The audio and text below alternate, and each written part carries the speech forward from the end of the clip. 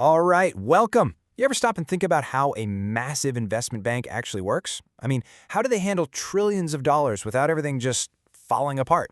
Well, today we're going to pull back the curtain and look at the three distinct worlds inside every bank that make it all possible. So, how does a billion-dollar deal actually get done?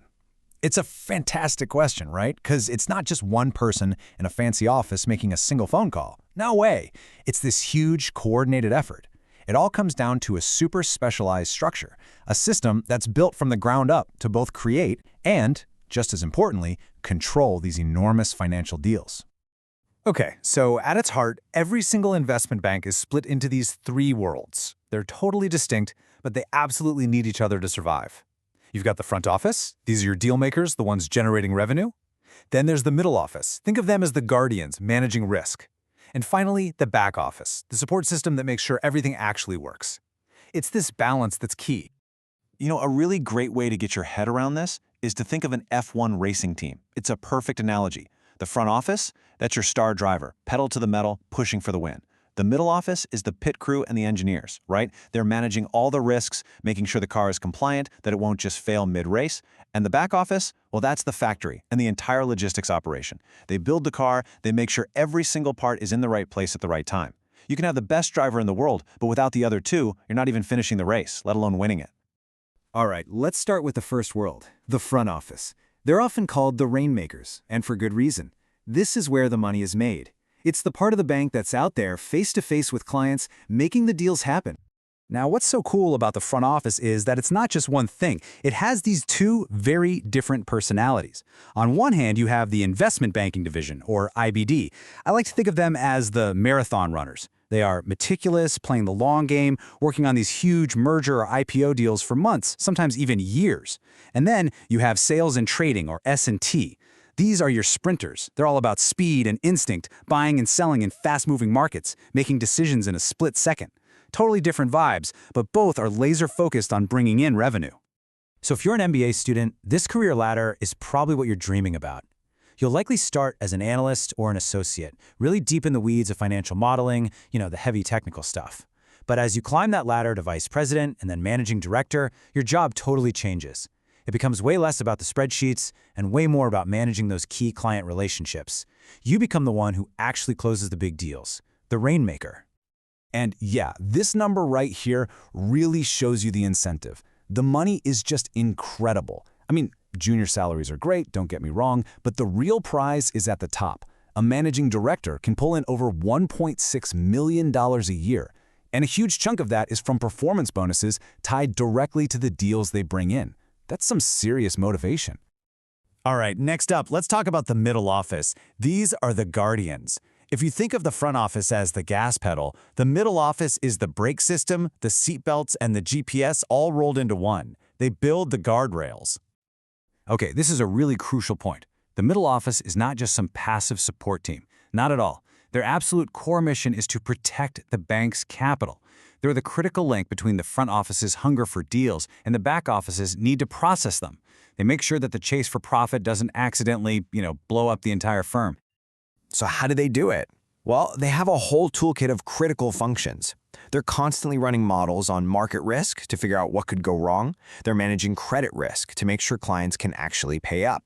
And a huge one is compliance. They have to ensure every single action, every trade follows this incredibly complex web of regulations. Things like Basel III, which came about after the 2008 financial crisis to make sure banks are way more stable.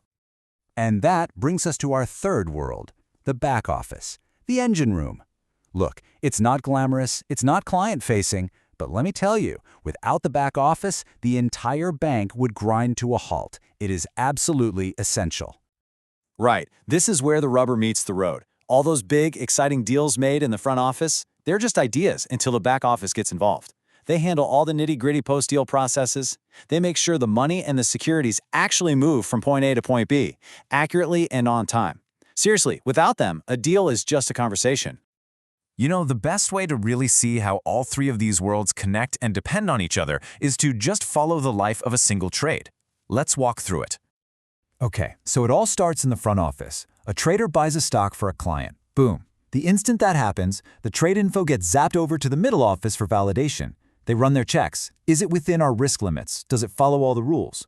If it gets the green light, it moves to the final stage, the back office, and that's where settlement happens, the actual final exchange of cash for the security. It's a perfect three-step dance that guarantees integrity from start to finish.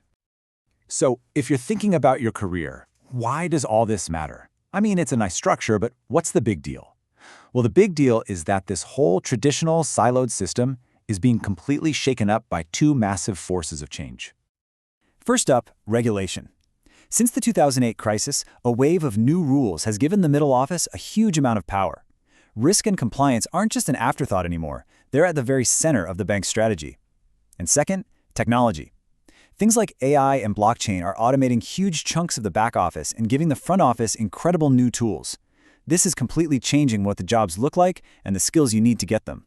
Now listen, this isn't some far-off future stuff. It is happening right now. Just look at AI. The firms that are using it in their finance operations are seeing real, tangible results. We're talking a nearly 40% boost in productivity and a 40% drop in costs, just from automating those repetitive manual tasks. And if you look just a little further down the road, the potential is even more staggering. Take blockchain, or distributed ledger technology, DLT. This tech could totally revolutionize how trades are settled.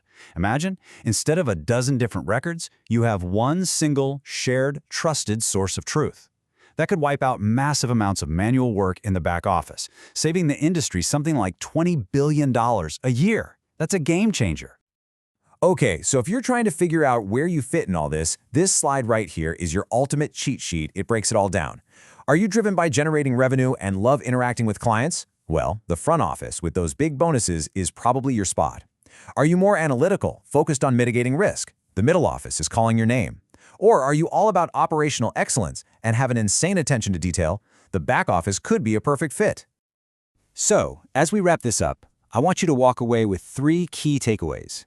Number 1, these offices are completely interdependent. Profit needs control and both need support. It's a 3-legged stool.